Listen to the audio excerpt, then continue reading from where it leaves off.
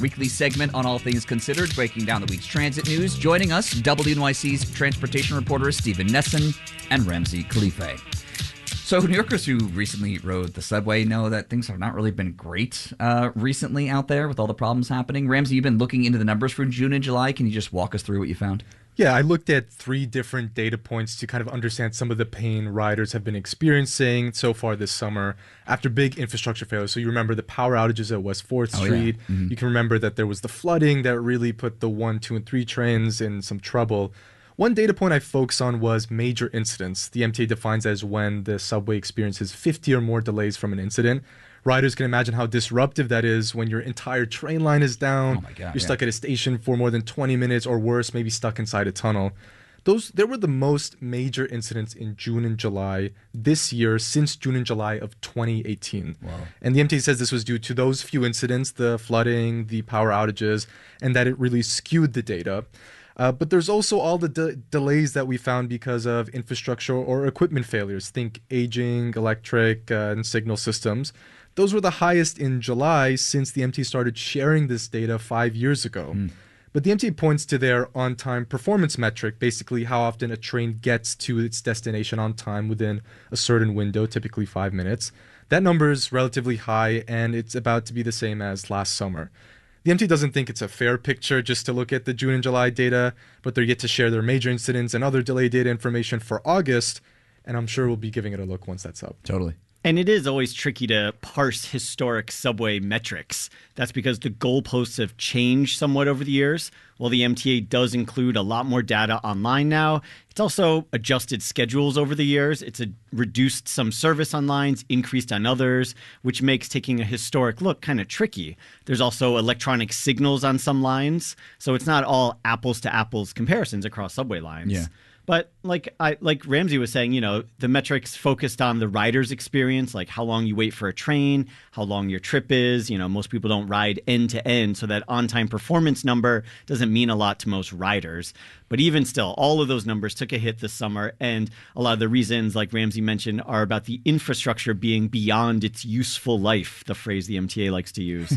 And the agency is focused on upgrading it, improving the electric, the signals, adding more flood protection, so when we get those heavy rains, it's not, a shutdown of the system. And the majority of the current $65 billion capital plan is going to upgrade those items.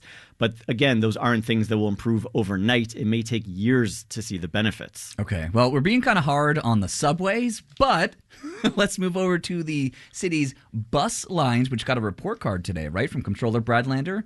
Not great. Stephen, what is the report card and what does it mean for riders? I know. It's the school just started and report cards are already Bummer. out. Yeah. So the comptroller looked at bus speeds, on-time performance, frequency of delays, and found that more than half of the city's 332 bus lines got a D or an F, bad grades.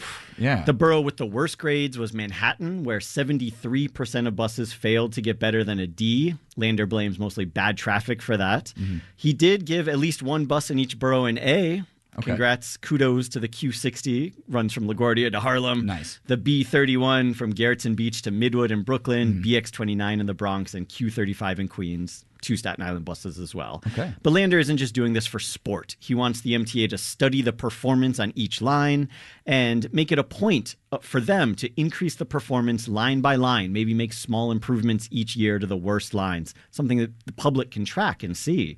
The MTA just said it broadly agrees with Lander, and it noted that it's been doing these borough bus route redesigning the bus routes in each borough for the first time ever. That could help. And both Lander and the MTA agree bus priority lanes, those lanes just for buses, help, and those cameras that ticket vehicles that park in bus lanes should speed up service. But Lander says one thing the MTA could do that would speed up buses right now is allow all-door boarding. That is tapping your Omni card at the back or the front of the bus. Right now, you can only do that on select bus service buses, but not local buses. And that's because fare evasion on buses is top of mind for MTA officials who say at one point, reached nearly 50% of all riders not paying their fare. So they've made efforts to curb this problem, including adding MTA agents on select routes every week to check to see people's tickets. That's in coordination with the NYPD, who can issue summonses, a fine if a rider doesn't pay the fare. And for local buses, the agency doesn't typically open up their back door unless commuters are getting off. Right. So with that enforcement blitz, fare evasion numbers are still stubbornly high. For all buses, it's about 44% last quarter. And it's especially high on those SBS buses, which have what exactly? Rear door boarding. Yeah. Of course, the other thing Lander says that could speed up buses is just to not collect fares at all. An idea that leading mayoral candidate Zohran Mamdani is calling for. Free buses for everyone, which Lander supports. Okay, moving on here. Stephen, you stopped by an exhibit at Grand Central Terminal. It's put on by the Transit Museum. It features New Yorker cartoons and covers about the subway system. What did you think? What are your takeaways? Well, first of all, it was really fun. Yeah. The curator did an amazing job breaking it up into different sections. So there's commuter behavior, critters on the subway, Ooh, love critters, the yeah. waiting experience, service changes, things we've all experienced. She reviewed 500 New Yorker cartoons from the last 100 years and winnowed it down to like maybe the best 24 or so.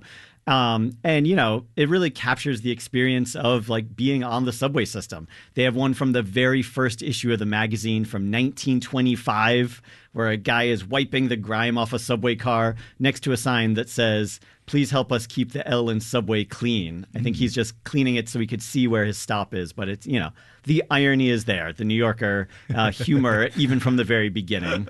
I chatted with one of the New Yorker cartoonists, Ellis Rosen, who came by. His work's featured in the show. He has one of two cowboys standing on the platform. I don't know if you've seen this. One, they're both standing. One's on the platform, one's in the open door of a train. And the caption says, "You ain't getting on this train till I get off first." Okay, all right. I was curious how Rosen came up with this cartoon. This is what he said. It's not a law. It should be a law. In my family, anyway, this was like a very important subway etiquette rule that should be enforced, in my opinion, through cowboy dueling, whatever you call that. Normally, you're making fun of etiquette, but in this case, I take this very seriously, so couldn't make fun of it. Had to just make fun of the offenders. The exhibit runs through October. So check it out. Very cool.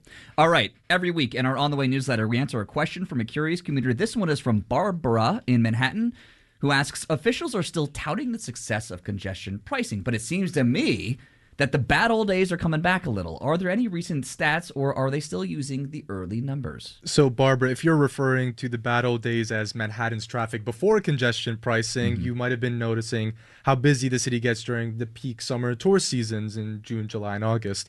By the latest metrics, the congestion pricing program is actually still achieving its goal. That data that we have shows that vehicles traveling into the central business district, Manhattan below 60th Street, is down 12% compared to those 2 months combined last year. There's also more riders on the subways. Average daily subway ridership for June, July, and August was higher this summer than the last summer. It's helpful to take maybe summer holidays into account when New Yorkers are maybe getting in cars, commuting outside the city to nearby states or towns for the holidays. Could mean heavier congestion in the tunnels and on bridges leaving Manhattan. All right, time to get out of here. Thanks to Barbara for the question. Thanks to WNYC's Ramsey Khalife and Stephen Nesson. You can stay in the know on all things transit or ask a question of your own by signing up for our weekly newsletter at gothamist.com/ontheway. Partners, thanks so much. Thanks, partner. Stand clear of the closing doors, please.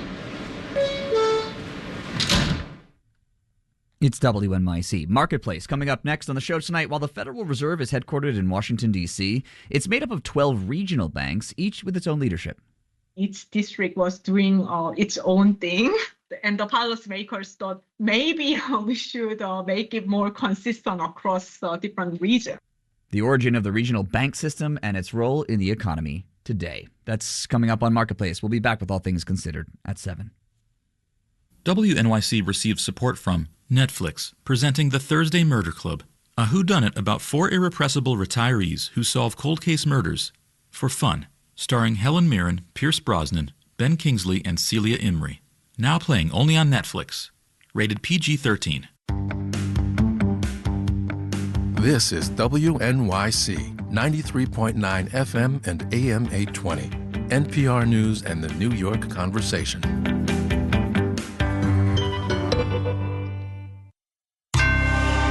Marketplace is supported by Progressive Insurance. Customers can simplify their insurance needs and protect what's important by bundling home and auto. Learn more about bundling at progressive.com. Well, let's see now. Trade and tariffs, the regional Federal Reserve banks, and economic data as an economist sees it. Sounds like a show to me, huh? From American Public Media, this is Marketplace.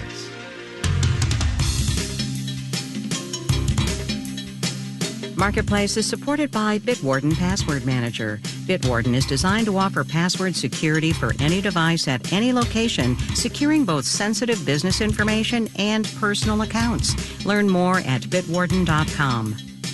And by Avalara, providing businesses with cloud-based tools and managed services for property tax compliance. From filing returns to tracking assessments, Avalara can help. Learn more at avalara.com/propertytax.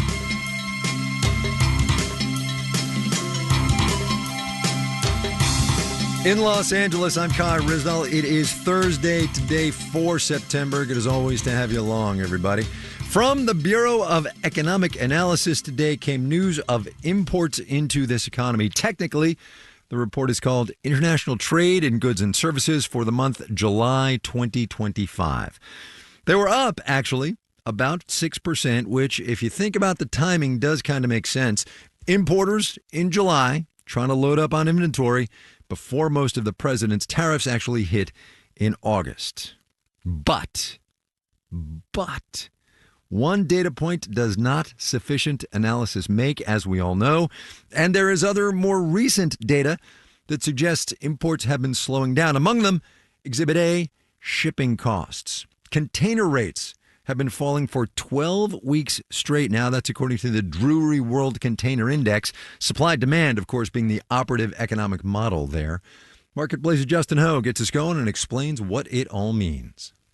One reason shipping costs are down is because there are just a lot of ships out there floating around. Simon Heaney with Drewry Shipping Consultants says a couple years ago, when attacks in the Red Sea clogged up shipping routes, shipping companies ordered new vessels to add more capacity. We're getting a very steady flow of new ships at a time when demand growth is slower. Heaney says demand for shipping is slowing because importers aren't bringing in as many products from overseas. Because of the tariff story, a lot of cargo was brought forward to beat the deadlines. Once those warehouses are full, your ordering slows up. And that sluggish demand has been showing up in other parts of supply chains. We're seeing, because of the slowdown in imports in August, a real softening of the sort of upstream freight market. That's Zach Rogers, a professor of supply chain management at Colorado State University. He says prices have been falling for many of the transportation services that are connected to ports. So this is long haul, over-the-road trucks. It's also rail. And Rogers says that's a sign that imports are going to stay weak through at least the end of the year. Because essentially what it looks like is that most of the stuff that retailers are going to need for the holiday season is already in the United States. But the slowdown in shipping costs isn't only a sign that importers have already purchased the goods they need. That could be reflective of the fact that they're anticipating that their buyers are going to have a lot less demand going into the rest of the year.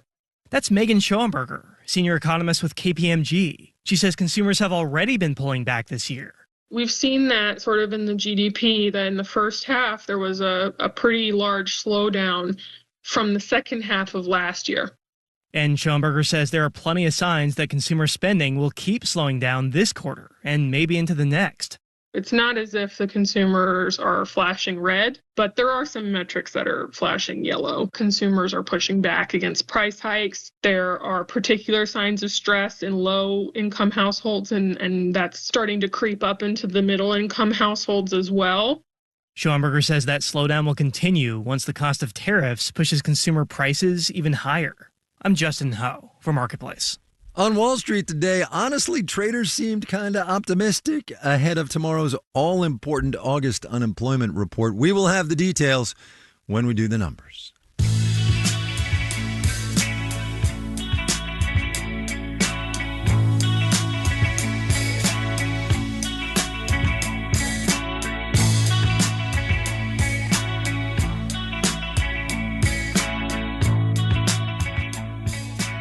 There's a whole lot going on this week, Fed-wise. There's President Trump trying to fire Lisa Cook from the Board of Governors and take control of the central bank. We're waiting on next steps from the court on that one. Stephen Miron had his confirmation hearing today. He's the White House economist who who is Trump's pick to replace Adriana Kugler, the Fed governor who resigned unexpectedly last month. But there is more to the central bank than just the 7 people who sit on the Board of Governors. Every time the Federal Open Market Committee meets, that's the group that actually sets the interest rate that the Fed controls, 5 of the 12 people on the FOMC are presidents of the regional Federal Reserve banks. Most of the time, when we talk about Fed presidents, it's because I'm interviewing one of them or because the Beige Book, the 8 times a year collection of regional economic anecdotes, has just come out like it did yesterday. Here's the thing, though. With so much of the Fed focus being in Washington, this does kind of seem like an important moment to talk about those other people who get a vote and the ways that they help shape monetary policy. And to do that, we got to go back to the Federal Reserve Act of 1913. At the time, remember, lending was very localized and deposit taking was very localized. Halem Anderson is a research economist, used to be with the Bank Policy Institute.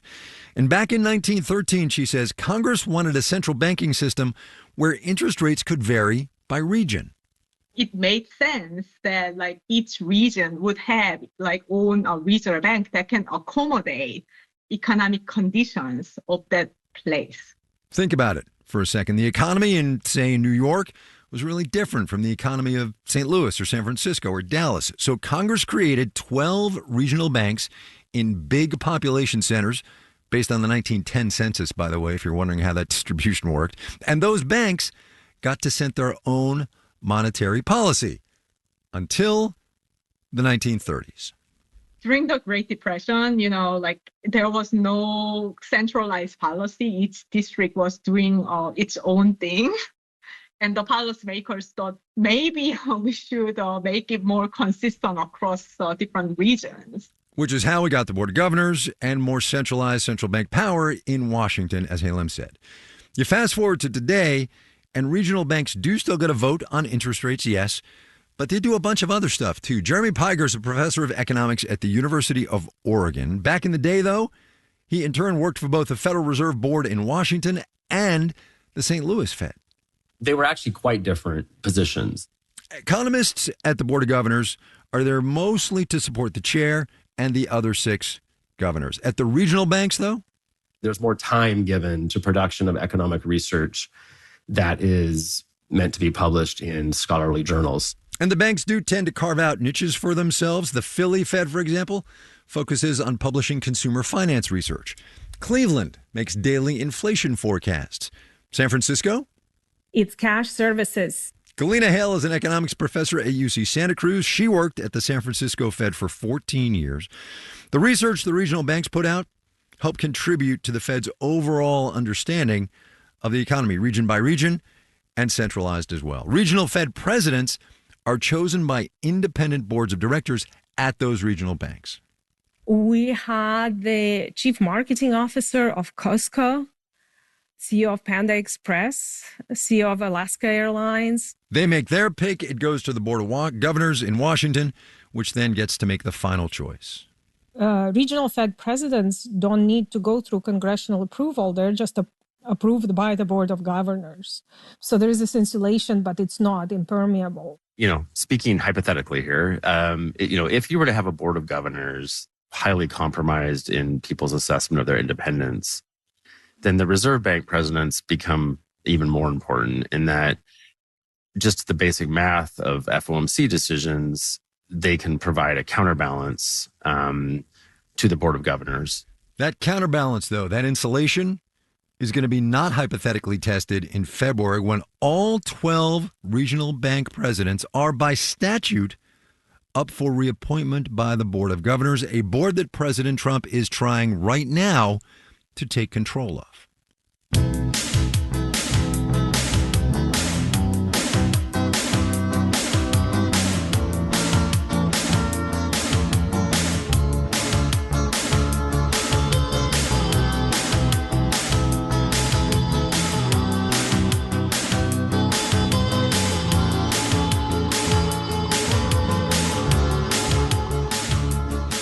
Layoffs are usually something people kind of whisper about, like he got let go last week or she just lost her job. But Layoffs are in the headlines now more than they usually are because the job market, as we've been telling you, is getting kind of meh. So for the latest installment of our series, My Economy, a writer who is trying to end that stigma through her Substack.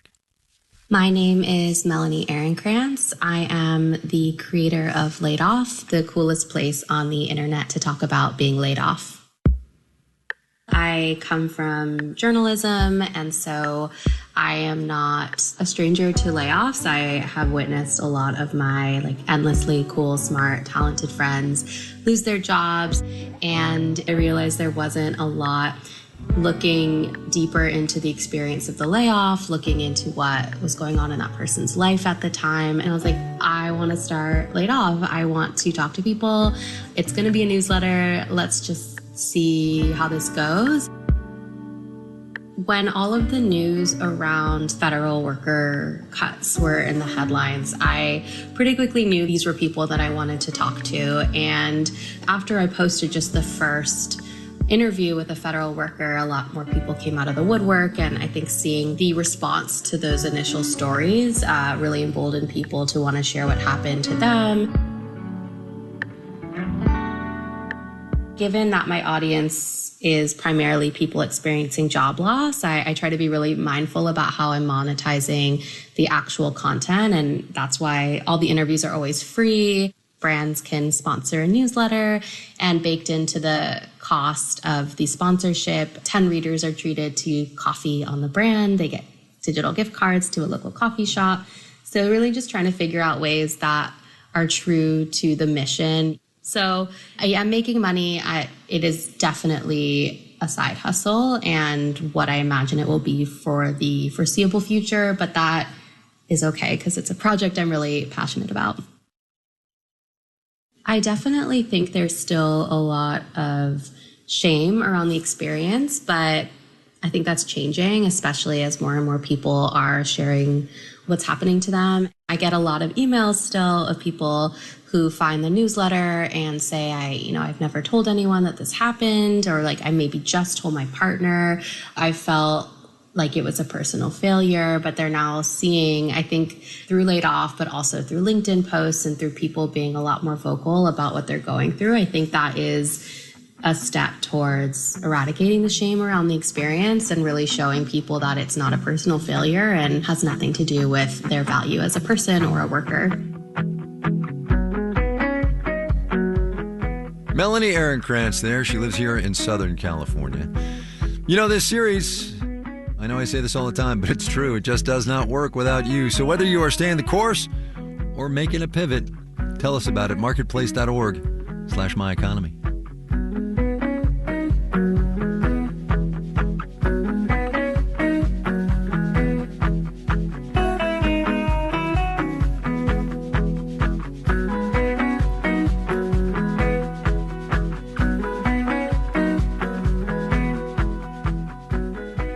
Coming up. That's not so bad where I keep, track of my receipts and look at my monthly inflation figures. How an economist does economic data. But first, let's us do the numbers. Dow Industrial's up 350 today, about 0.75%, finished at 45,621. That's 45,621.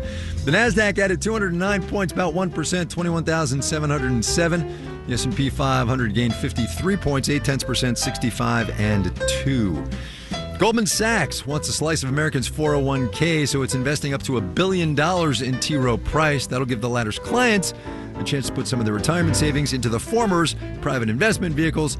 Now that the Trump administration is making that possible, T. Rowe Price added 5.8%. Goldman Sachs bagged about 2.5%. Today, bonds up, yield on the 10-year T-note down 4.16%. You're listening to Marketplace.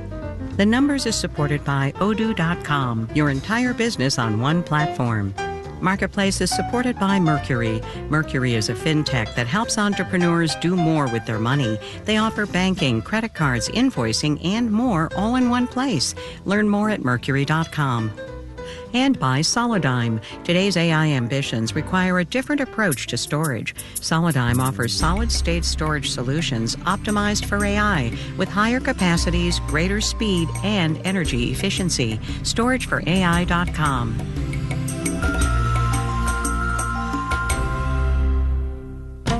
Health Secretary Robert F. Kennedy Jr. has had some wins on his policies to, quote, make America healthy again.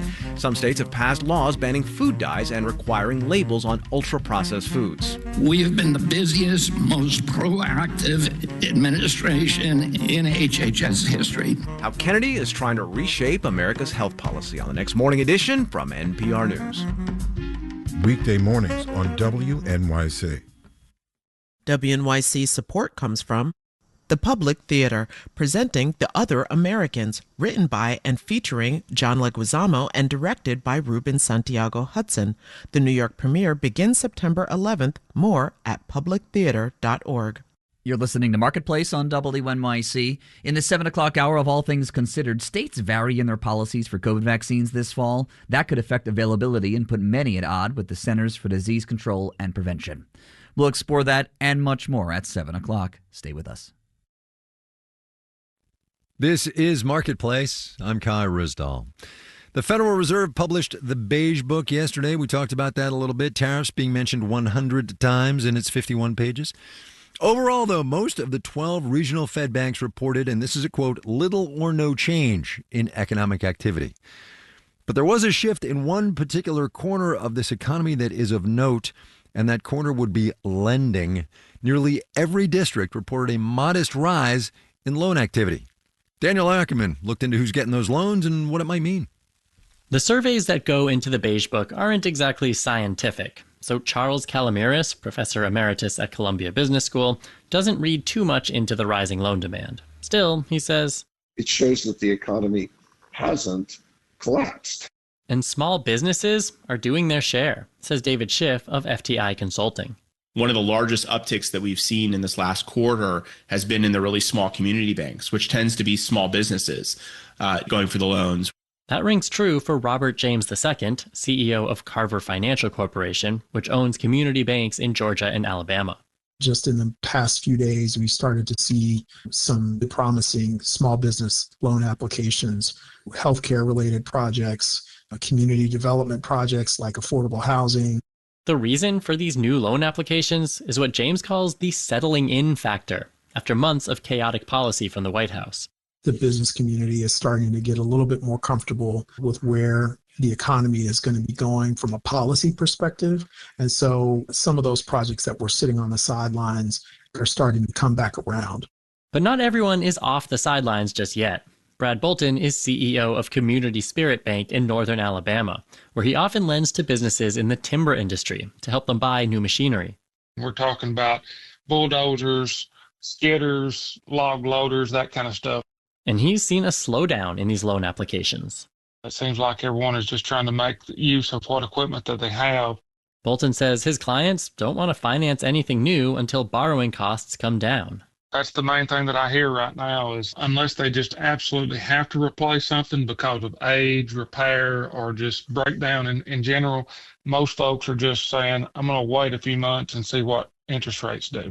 And if interest rates fall later this year, Bolton expects a surge of new loan applications. I'm Daniel Ackerman for Marketplace.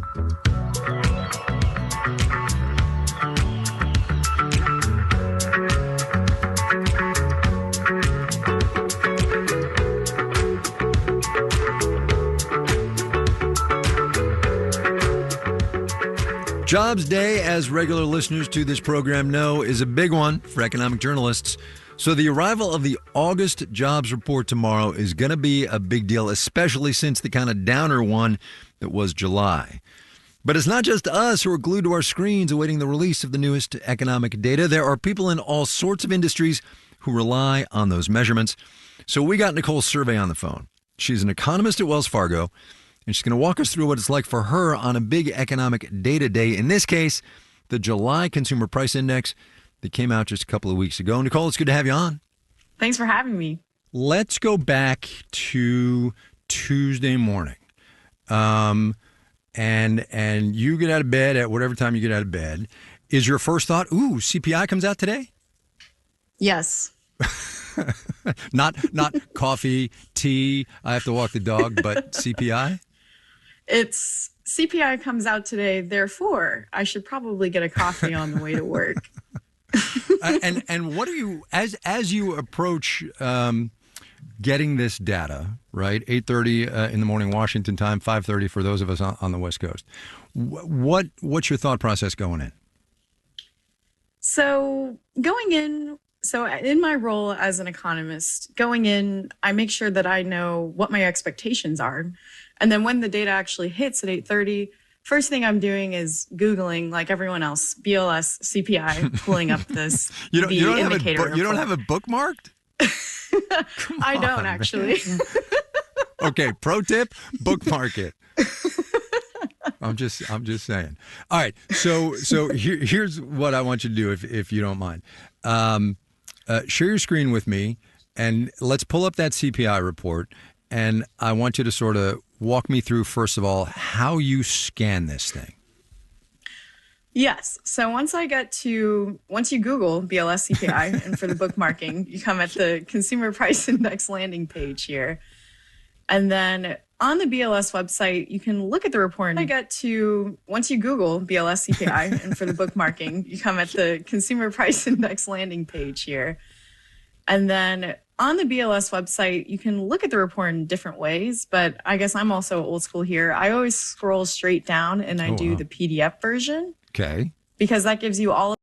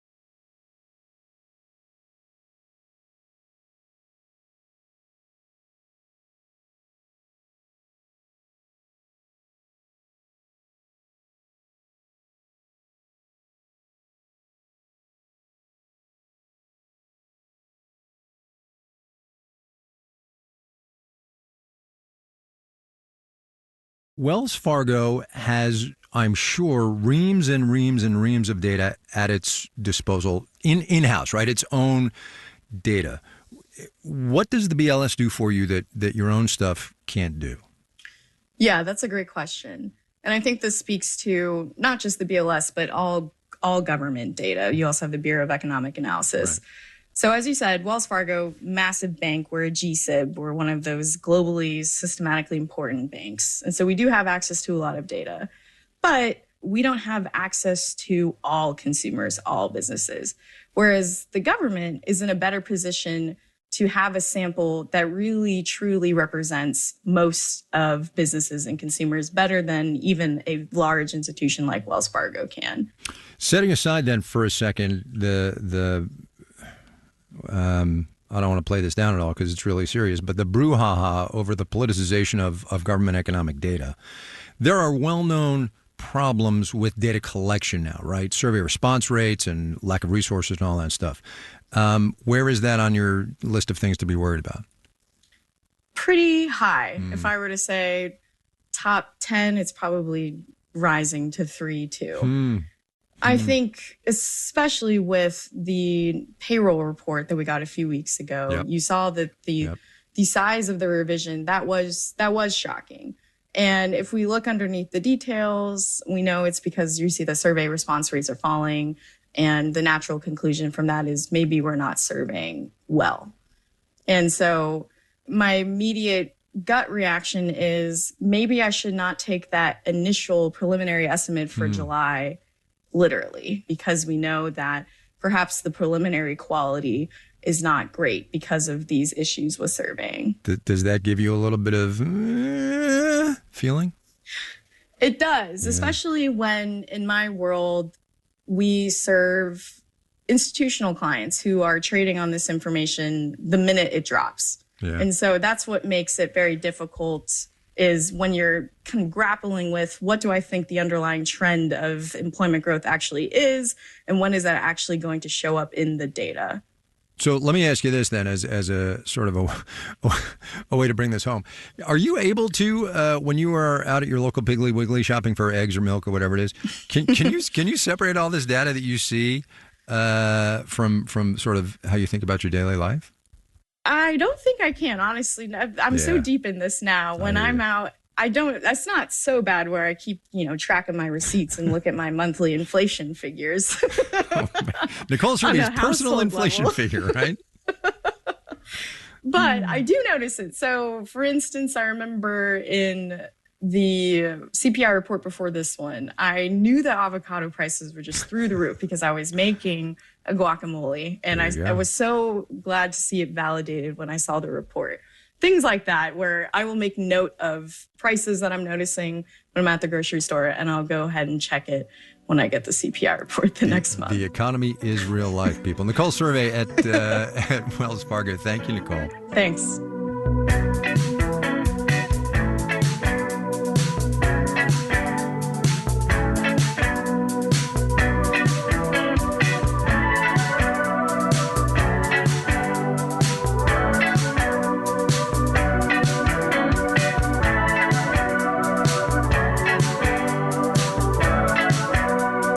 On Tuesday, September 9th at 4 p.m. Pacific, How We Survive is hosting a live webinar, Is Climate Change an Economic Crisis? Presented by Marketplace with support from Odoo. Details at marketplace.org/climate. This final note on the way out today comes to us from the Senate Banking Committee's hearing this morning for the aforementioned Stephen Miron, President Trump's nominee to be the Fed Board of Governors. Miron, as I said, already has a job. He's the chair of the White House Council of Economic Advisors, a subject that came up when Rhode Island Democrat Jack Reed took his turn asking questions. You're a member of the Council of Economic Advisors. If you're confirmed, will you resign from the council? Thank you, Senator. I have received advice from counsel that what is required is an unpaid leave of absence from the Council of Economic Advisors. And so considering the term for which I'm being nominated is a little bit more than 4 months, that is what I will be taking. As long as that is the advice of counsel, I'll follow the law. It is really important to be really clear about what this means. Miron will still be a White House employee, working for a president who's been vocal about wanting lower interest rates when, as seems likely, Miron is also going to be voting on interest rates. Conflicts of interest do not seem to come much more starkly than that. Our daily production team includes Andy Corbin, Nicholas Guillaume, Maria Hollenhorst, Iru Ekpanobi, Sarah Leeson, Sean McHenry, and Sophia Torrenzio. I'm Kai Risdall. We will see you tomorrow, everybody.